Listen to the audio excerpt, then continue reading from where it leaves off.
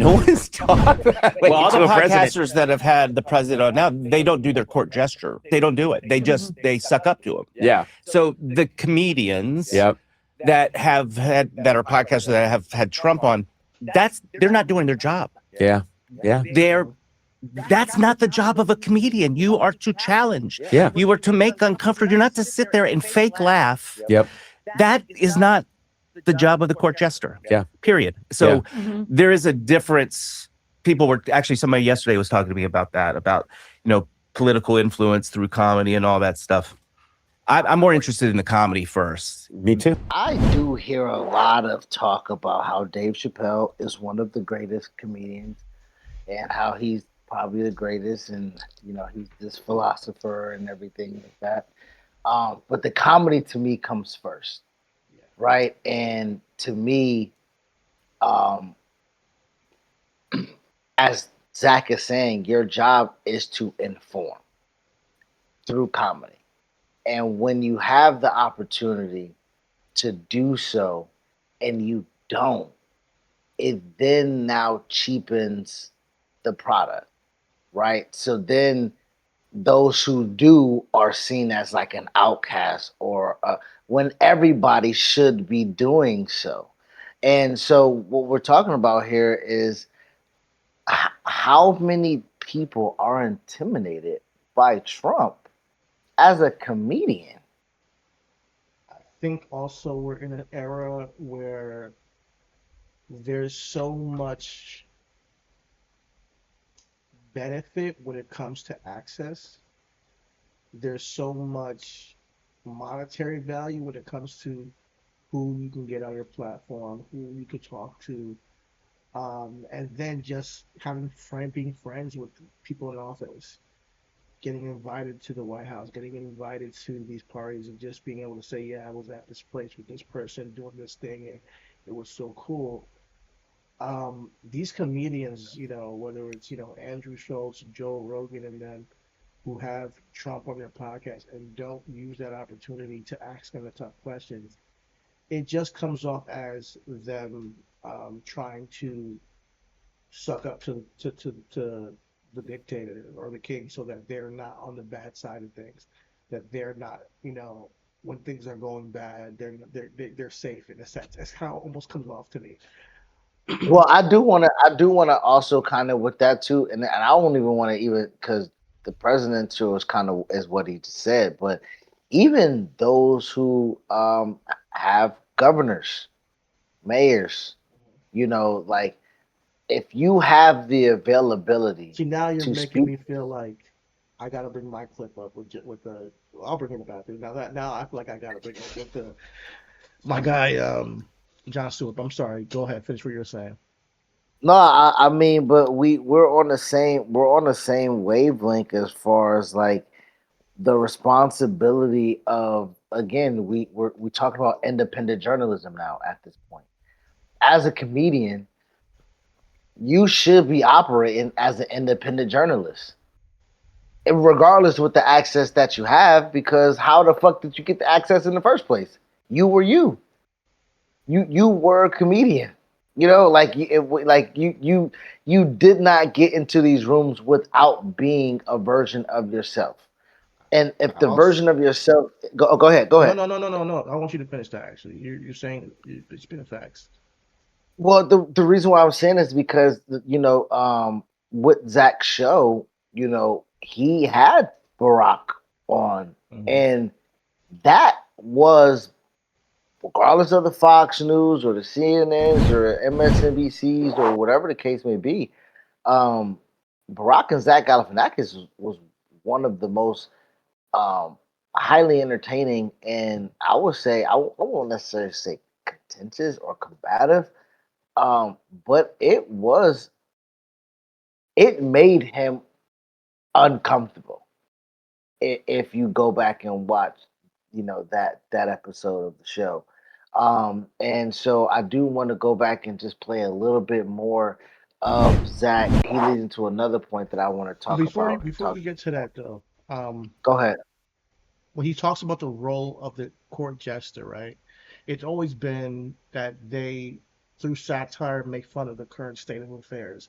And that's why, comedians make jokes, but we do look at them as like these moral arbiters to cut through the noise and speak up for the disenfranchised or say the ugly truth out loud in a joking manner so people can be awakened a little bit. That's why I love Jay Chappelle. But lately he hasn't been doing that quite well. I do believe that, since George Carlin, there really hasn't been like a guy who I'm like, they do political commentary this well. Like he was a master at cutting through the noise and getting people on both sides to see the hypocrisy and Well, also he didn't the want to be liked. He knew his job. yeah, he knew his job. He He knew he what did he doing. he knew his job. He was in our sports analogy. He was the coach who don't care how you hear the message. The message is going to be said. Yeah. Right now, whether you receive the message and you internally have the the fortitude to kind of take that, internalize it, and make yourself better, because at the end of the day, what is happening or what I'm saying is not nice in a way that can be said anyway. Like I'm saying it in the matter of fact way of where it is at and how it is happening. And my God, if you don't feel the way that I feel about it, that means it don't burn like it burns for me. And Exactly. to your point, George Carlin was someone who was able to pierce through No the matter what racial side of the aisle boundaries. you were on, or your racial Yeah, boundaries, yeah. he spoke truth to power, man. And there's nothing like him, man. He was a gem, and that's why he's one of my favorite comedians. Even though, like, I found out about him like real late. I watched him when I was younger, but I didn't really get what he was saying until I was a little bit older, and then he passed away. Um, I think I really became a fan after he passed.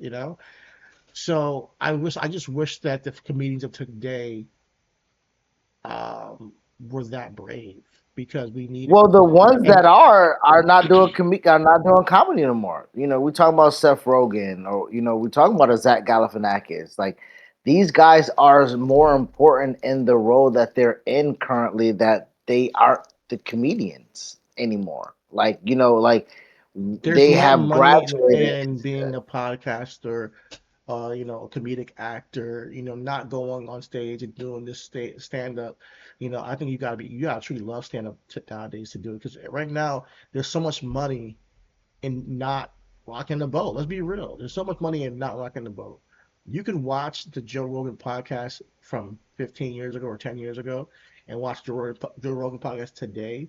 And it's a stark difference in philosophy. The guy doesn't stand for anything. He stands for enriching himself now, and hey, that's his choice. He chose where he is as far as, when your morals are Well, let's challenged, let let's where bro. you Let's be go. But real though. We've empowered that though. He was bro. He was an MMA trainer. He was what's the show, the Man Show, right? Like Joe Rogan. was He he on that? was nothing really special. I guess I'm just him and Adam Carolla, right? I believe it was Joe No, Rogan and that Adam was not Joe Carolla on Rogan. That was it was a the guy who's actually Joe. super liberal. He's getting silenced right now, Jimmy Kimmel.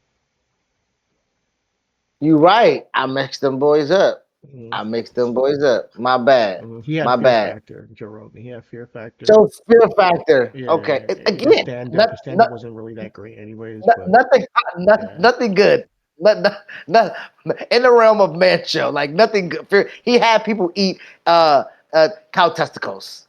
You know what I mean? Like that was his claim to fame. He's an MMA trainer. He's a podcaster, and we made him into this fucking entrepreneur. Fucking, it's what we do the when. cool thing about his podcast. I'm sorry, finish what you're saying. It's what we do when we Oh, what? go ahead. Go ahead. I was gonna say this is what we do when this is how he was the for me he's the test dummy of how you make a influencer relevant. Like he's the first. Well, He's the first I of the gotta influencer give that can influence and then change it. I gotta give him props for the podcast that because he was doing this forever, before people even knew what a podcast was. And he would have his boys on and would talk about things in the world and talk about and make jokes and all that stuff. His comedian buddies, right? At the time, he did seem anti-establishment and always pushed for, he's definitely pro weed, definitely trying to legalize marijuana, legalizing, psychedelics and getting more information on what DMT is and all that stuff. So the conversations he was having on his podcast were funny and informative and just kind of like you talking to your buddies because he would have people on who knew more about these topics than he did. And I think that's the appeal of the show is his guest who he can get. Getting Neil deGrasse Tyson to come on your show is pretty cool.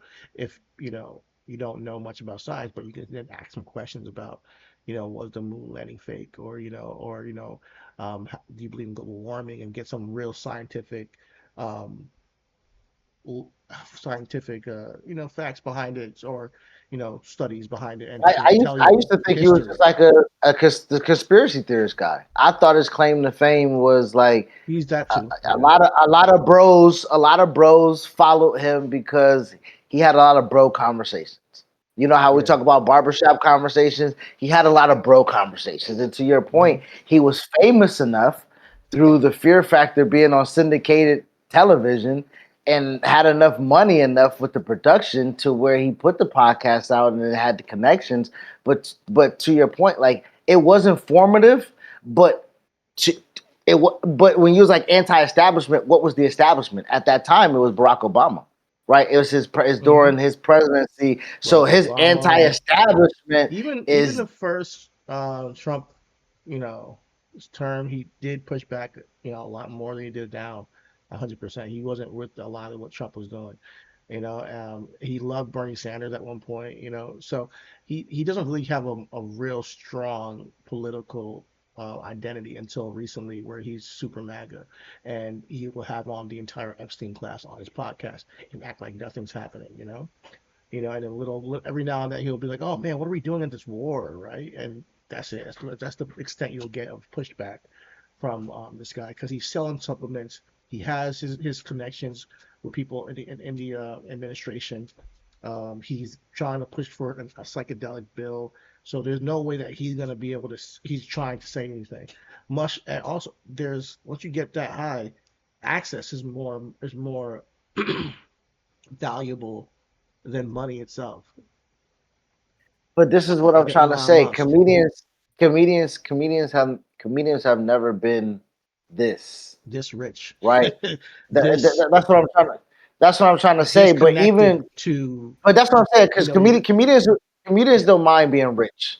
What I'm saying is comedians never had the access and the air and to I bro. think We rich talking is about a the problem too. I think that you tell more truths when you're not making that much money because you have no like, there's like if we make a ton of money, on Twitch, is it how much harder is it to talk against your employer Amazon, well. that I think that they deal with that a lot more today than the past, put it that way. So but you're right, Well, access I would is say key. this: Eddie Murphy was pretty famous, right? I would say his commentary was never Richard Pryor. I would use more Richard because Richard Pryor was his stand up was more kind of delving into kind of uh, in the times, political or social commentary, if you will.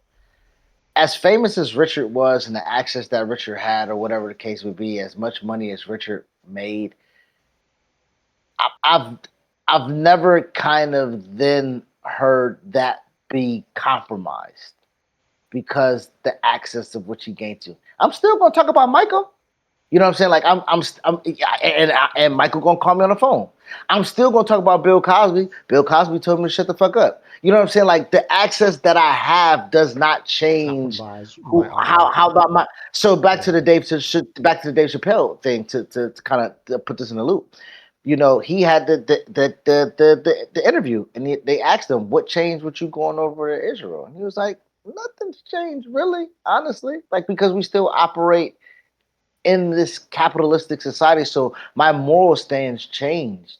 And I don't think that he needs, for me, to atone really for that, but I do need for him to understand that that is tone deaf, right? Because you know why he said I'm still going to spend the money of of slave owners on my paper and come home and deal with racists in America and stuff like That that. is So a cop out. exactly. So, but And I that's my love Dave point. Chappelle. He's like my favorite comedian, bro. But But that's but that's a that's cop but out. that but that's my point. Even the great philosopher Dave Chappelle, Truth to Power, is now compromised At because one he's like, point, yeah, you man, I'll take a were check. not gonna get the check. At one point, you left the check because you thought you were being compromised. You know? You left 50 million on the table only to then go ahead and perform for Saudi. I think you do have to just continue. You got to ride that wave. You got to to be who you are and maintain what it is that. But That's why people also, you got trust to him because you walked away. But see, but that's why that's why here we are in a place where we don't have nobody we really can trust. I know we talk about Jon Stewart, right? I know we feel like we can trust Jon Stewart, but my only thing about Jon Stewart is that um my only thing with Jon Stewart is that has he alienated have has he alienated a constituents that is going to be needed to rally around, even if he's not running, but wherever he's Hmm. trying to push it. You know what I'm Well, let me saying? let, Because let me he sh- let me also was share in there. let me share my Jon Stewart video. Then we'll get back to your Zach Galifianakis video, and we'll wrap this up. Go Okay? ahead. What but because Go it ahead. all comes together. But this is who Jon Stewart is. He's a guy who he constantly has been fighting for the right side of history, and I think when you're fighting for the right things, um, even people on the other side of the aisle, I think, can have respect for what he does. And they haven't met a veteran they won't screw over. What the are we? Let me say something beautiful. This is a tweet from Senator Rick Scott of Florida from yesterday. It's beautiful. And I'm sorry about the cursing, and let me say something beautiful to make it up to you. I was honored to join the USO today and make care packages for our brave military members in gratitude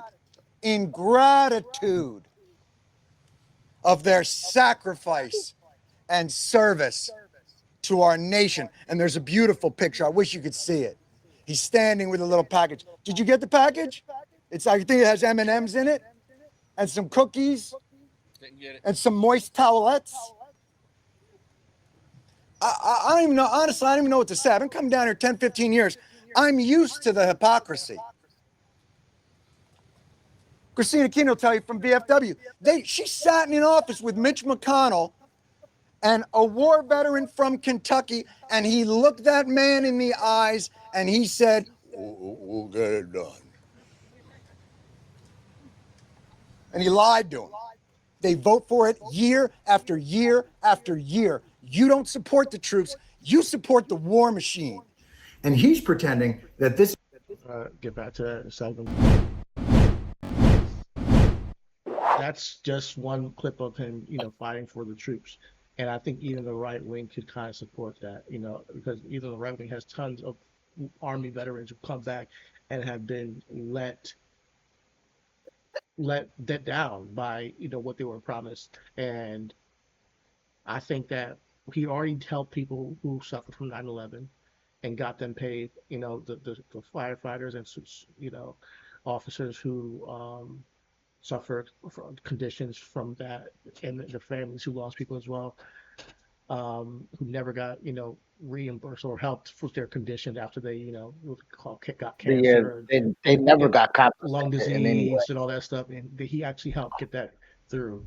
Now he's focusing on the veterans and what the concentration of you know of certain bills that they're trying to get passed that they're denying. These are bills to help the VA to support these veterans. Um, that right there wasn't comedy. That is a man talking truth to power. Yes, he's a comedian, but bro, he cares and he's not afraid of pushing back in a real way. I gotta respect that, and I think that, yeah, I get the apprehension. Can he whether it's running or supporting a candidate, be a guy who garners support from both sides of the aisle. It is going to be a test for him because he's been a less seen as a left wing liberal forever, but he also has a charismatic way of telling his message, as you can see. And I think I support that. I support that effort and that message. And I also we talk about all the time because we haven't really had our real deal political talk on air, which I don't think we'll get to right now because it's not really that contentious. But I think that is kind of what some of the talking heads were saying. Even yesterday we were talking about Killer Mike and Kamala about policy. Can you reach across the aisle and not be so tunnel vision, like you say, getting a black vote or getting a Latino vote or shit? Like, bro, you gotta say something that connect with the people, not just one set of people, not just a subset of people, not the LB, like not a 1% of the people. Like, can you say something, do something, be impactful, be important, that is going to be, like you say, I'm a human first. I'm not a man. I'm not a black man. I'm not an African. I am a human, right? And so I think, with this video of Jon Stewart, so much is said and um, propaganda, a lot of propaganda has been spewed on the help and the assistance that a military veteran receives. And what I can tell you is that there are some good and bad to it. For one, if you are able to get out and get your honorary, discharge and apply for your benefits, you do have your GI Bill. You can go ahead and get you a degree. You can go ahead and get you a house. I'm doing that right now. Got my degree, got my house, all with VA assistance. But when you're slashing VA workers, when you're when you're closing down VA facilities, when we don't have enough space, when it takes you don't so if you're firing employees, then you don't have nobody to process the claims. And so, Slows you everything got down to a status quo, and people are waiting months or days or weeks, depending on how long it is. no, we talking about years, bro. We are talking. I worked for a nonprofit, and I'll give them pub because they was good to me and it was good for me during the time that I was there. Don't know what's going on right now, but the Veterans One Stop in Western New York up there in Buffalo. Um, I was a homeless vet. You know what I'm saying? And with the policies and the people in power in place that allowed the grants to be given out during the time, uh, Roger was able to open up a facility that was able to facilitate, and he had help from around the city of people who was willing, again, probably get their tax cuts or whatever the case may be, but was willing to help the community. And that building helped a lot of people. It helped a lot of people get jobs. It helped a lot of people with rental assistance. And so, with that being said, veterans need that. Veterans need advocates. That is actually what um, the social, or not even that. That's what the people who were working. They were called advocates. When I'm coming to go see Cindy, Cindy's my advocate. When I'm coming to see Matt, there's my advocate, and that specific Yeah. person has a file, and they're working with you and say, "Hey, just follow up on your job. Hey, did you get everything we need for this checklist for the rental assistance? Okay, I'm gonna supply for the grant. If you get it, we pay for first month and last month, but you gotta, like it's that we need advocacy, And with the Yeah. goodwill is job placement where you can find a job, put people there. You got the Buffalo Bills giving out free tickets, so we would do a raffle, and send people out to the games, and they'll get fucking sit in the suite and watch Bills. It's something to give back. But when you have people that are who disregard that, the importance of that, and the funding dries up, and the facilities dries up, and the people are not incentivized to help now, and then they don't help. Now you get a circumstance, and Michael Beasley again said, I'm gonna say it again for Michael Beasley on Nah, Club Shay Shay. it's a great quote. We judge people for the decisions that they make without knowing that the choices that they have. And a lot of our homeless veterans are unhoused people because that's what we're saying right now. Bro, they're giving out tickets to people now in certain cities in certain states. They're making laws for people who are homeless, and if you're sleeping outside, like this is it's tough because again, it's not just veterans now. We got real people now that are rather that will rather live in their car or have no choice but to live in their car because even though they have a job and they go to work, they can't afford or present the three times rent to get into an apartment.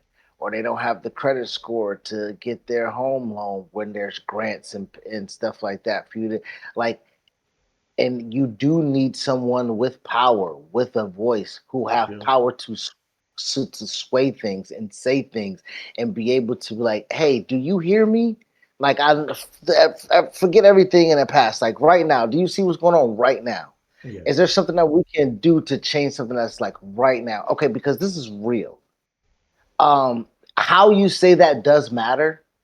Who's saying that does matter, right? In a video that we talked about, white male voters will probably tend to listen to another white male. So if James Tallarico can have this same message and reach across the aisle to other white, Yeah.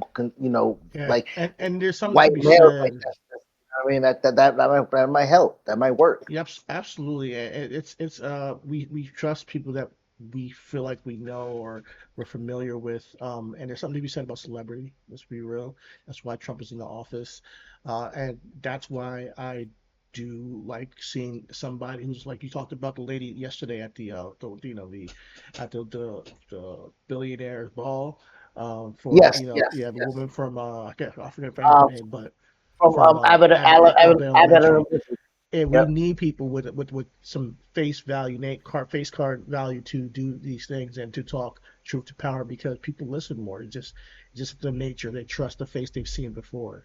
I'm gonna end with this extra clip from Jon Stewart, but I also want to show what else he's saying. To And it's 200. Lisa They're Ann Walter. Lisa Lisa Ann Ann Walter. Okay. Walter. Lisa All Ann right. Walter. Yep. But yeah, if we have a guy like Jon Stewart, who's also a comedian, who's getting out there using his voice, I think there's a lot of value in this. Let me go back a little bit. Live to 200. They're tortoises. They live forever and they never lose their jobs and they never lose their benefits and they never lose all those things. Well, they're not on Senate time, they're on human time, cancer time. This bill does a lot more than just give us health care. Gives them health care, gives them benefits, lets them live. Keeps veterans from going homeless, keeps veterans from becoming addicts, keeps veterans from committing suicide. Senator Toomey's not going to hear that because he won't sit down with this man. And John, I want to thank you again. I wanted to come up and hang out in the Capitol steps. That's all we need to see. Shout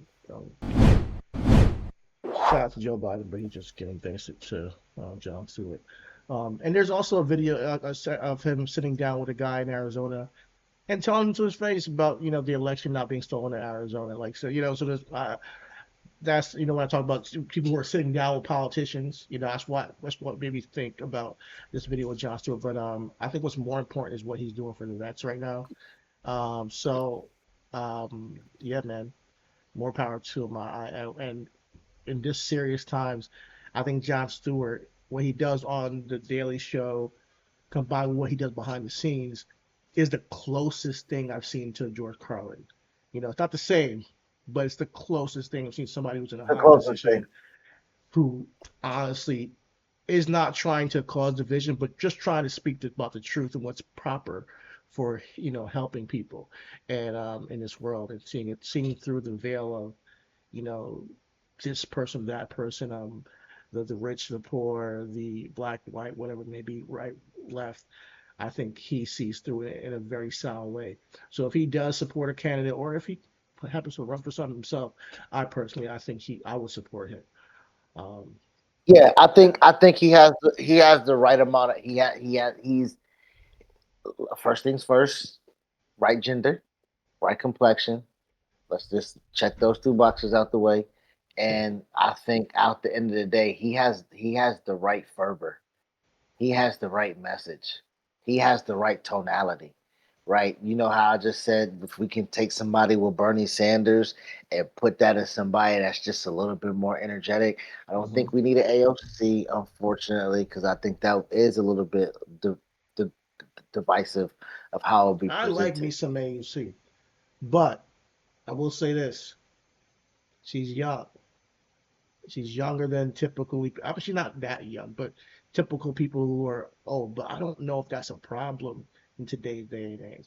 We might need that, but and I'll talk about her another day because I do think when it comes to the Voting Rights Act, she's called for specific cities to like also like, hey man, they're playing dirty, let's play dirty too.